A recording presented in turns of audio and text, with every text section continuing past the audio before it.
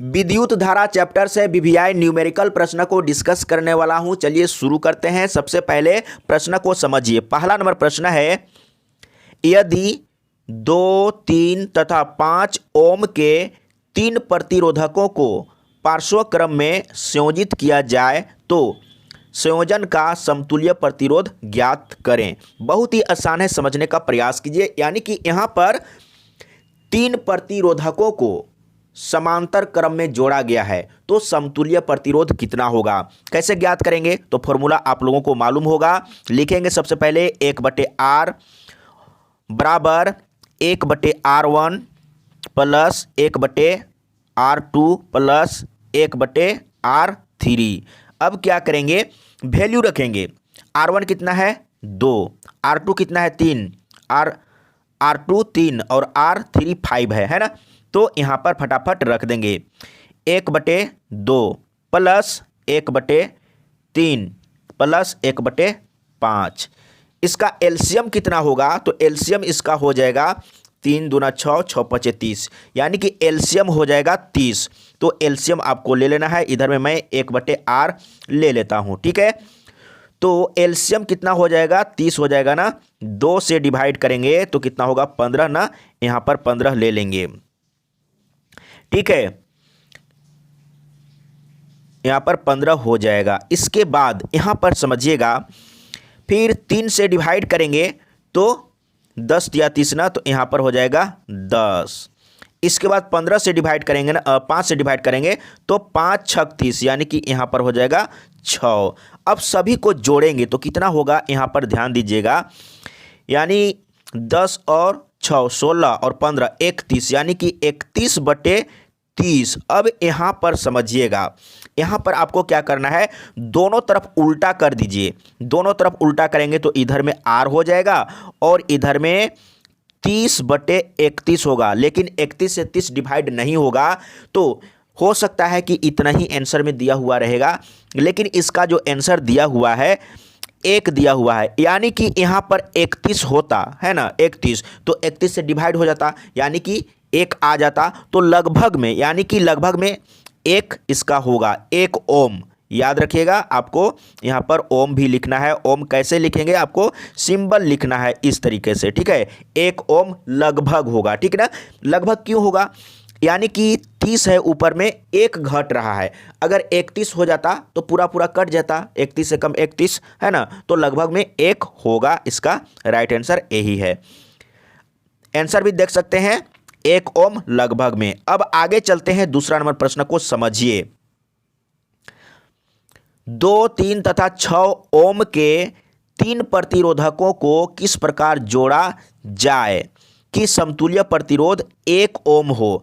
गणना द्वारा दिखाएं। अब आपको क्या करना है, सबसे पहले 1 नंबर में आपको क्या करना है, श्रेणी क्रम में, है ना। आप लिख लीजिएगा श्रेणी क्रम में जोड़ने पर। तो श्रेणी क्रम में जोड़ेंगे तो क्या हो जाएगा, यानी कि R = यहाँ पर मैं फिर से लिख लेता हूं स्पष्ट में, R बराबर क्या हो जाएगा, R1 plus R2 plus R3। जोड़ेंगे तो कितना हो जाएगा, 2 + 3 + 6, यानी कितना हो रहा है? तो 6 3 9 2 11, यानी कि 11 ओम हो रहा है, ठीक है। 11 ओम इसका राइट नहीं आया है।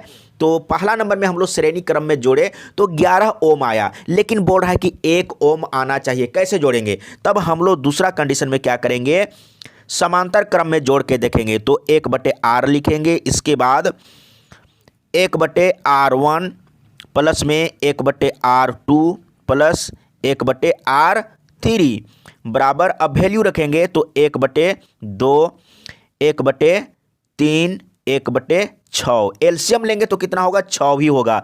यहाँ पर ध्यान दीजिएगा, तो मैं यहाँ पर 1/R लिख लिया और एलसीएम लेंगे तो 6 होगा। 2 से डिवाइड करेंगे 2 × 6, यहाँ पर 3 हो जाएगा।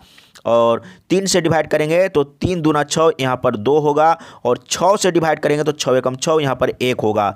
तो कितना आ रहा है ऊपर में, 3 2 5 1 6, यानी कि 6/6। तो कितना हो जाएगा, 1।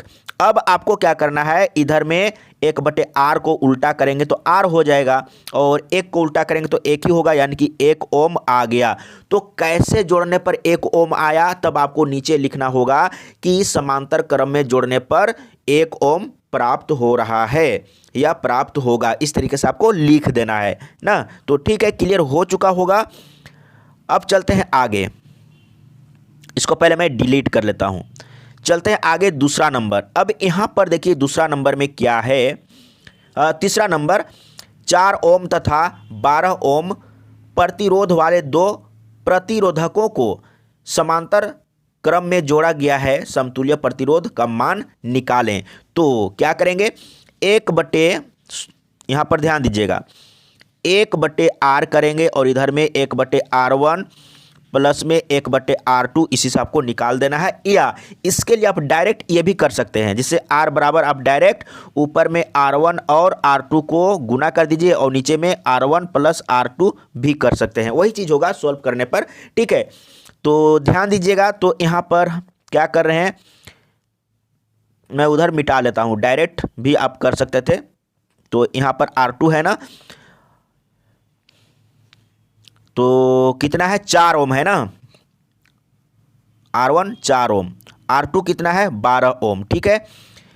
तो एलसीएम कितना होगा, यहाँ पर फिर से मैं 1/R लिख लेता हूँ और एलसीएम लेंगे तो 12 ही होगा।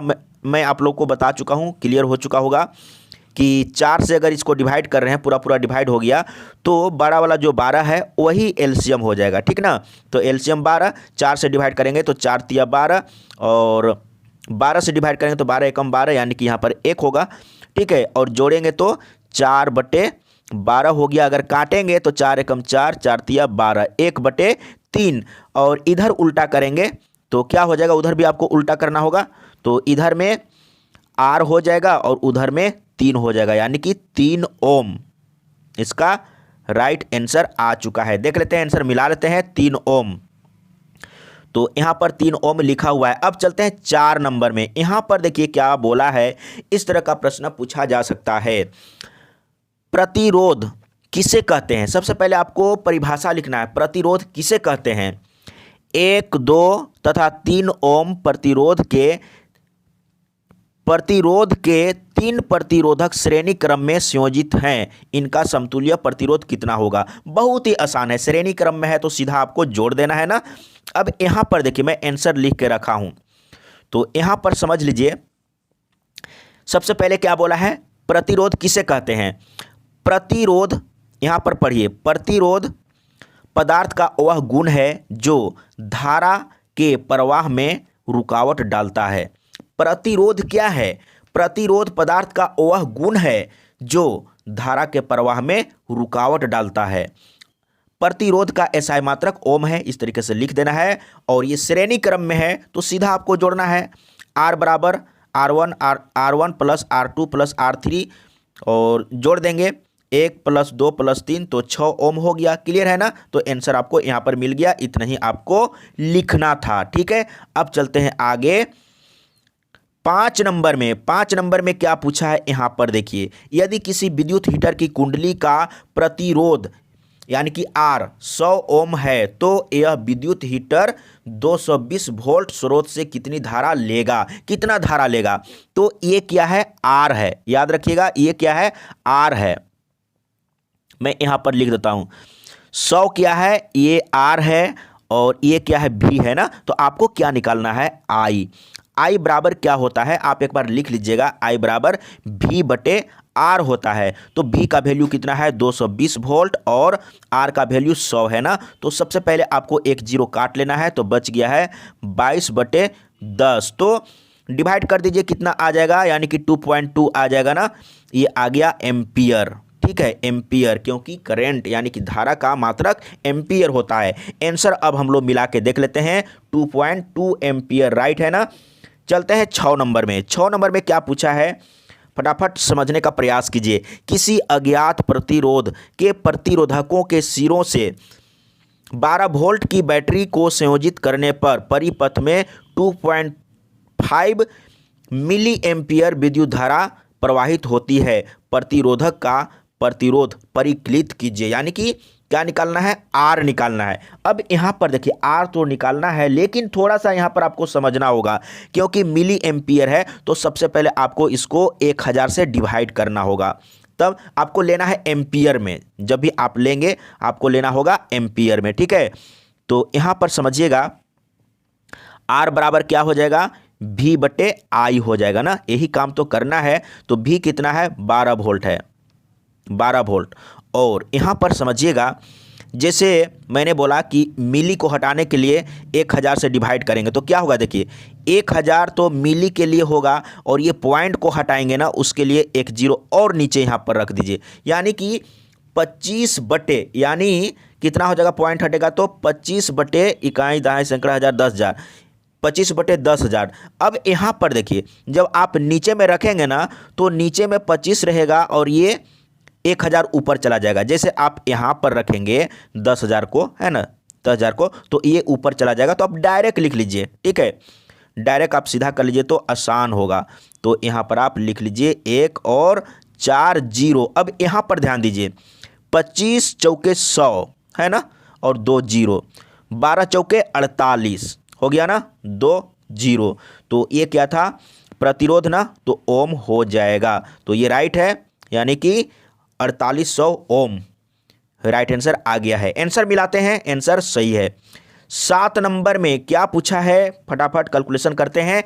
किसी चालक का प्रतिरोध 440 ओम है और विभवांतर 110 वोल्ट है, तो प्रवाहित धारा का मान ज्ञात करें। धारा निकालना है ना, तो धारा बराबर होता क्या है, फॉर्मूला याद होना चाहिए, V बटे आर होता है। तो V कितना, वोल्ट कितना है, तो 440 वोल्ट है, और सॉरी मैंने गलत लिखा है, वोल्ट कितना है, ध्यान दीजिएगा। तो हम लोग क्या निकाल रहे हैं, किसी चालक का प्रतिरोध 440 ओम है और विभवांतर 110 वोल्ट है, तो प्रवाहित धारा का मान क्या होगा, ठीक है। तो V कितना है, 110, और यहाँ पर ध्यान दीजिए बट्टे में कितना हो जाएगा, 440 ओम। 1 जीरो तो सबसे पहले यहाँ काटेंगे, उसके बाद 11 एकम 11 और 11 चौके 44, कितना आया, 1 बटे 4 आया। इसको आप डिवाइड करेंगे तो कितना हो जाएगा, तो पॉइंट दीजिए तो कितना हो जाएगा, 10 हो जाएगा।